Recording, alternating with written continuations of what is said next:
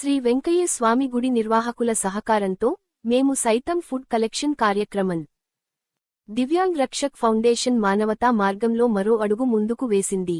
మేము సైతం అనే మహాత్మమైన కార్యక్రమంలో భాగంగా నిరుపేదలు మరియు వృద్ధుల ఆకలి తీరేందుకు ప్రత్యేకంగా ఫుడ్ కలెక్షన్ కార్యక్రమాన్ని ప్రారంభించింది.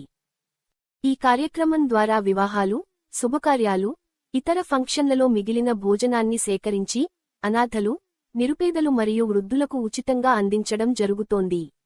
ఈ సత్కార్యం ద్వారా నిత్యం అనేకమంది ఆకలితో బాధపడే వారికి తృప్తి కలుగుతోంది.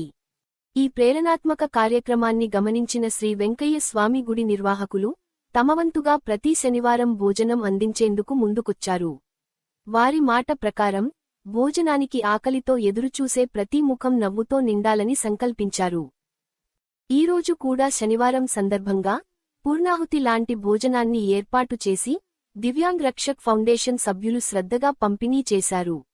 ఈ భోజనాన్ని శ్రీపతి నగర్, పొదిలి కాలేజీ రోడ్, నవ్యాంధ్ర దివ్యాంగుల సేవాసమితి వృద్ధాశ్రమం, పొదిలి పెద్ద బస్టాండ్ పరిసర ప్రాంతం వంటి ప్రధాన ప్రాంతాలలో పంపిణీ చేయడం జరిగింది. ఈ సేవా కార్యక్రమం ద్వారా ఒక్కరోజు అన్నదానం కాదు, ప్రతివారం ఒక అనాథ కడుపు నిండాలని, వృద్ధుల ముఖంలో చిరునవ్వు కనపడాలని చేసే ఈ కృషి నిజంగా అభినందనీయం.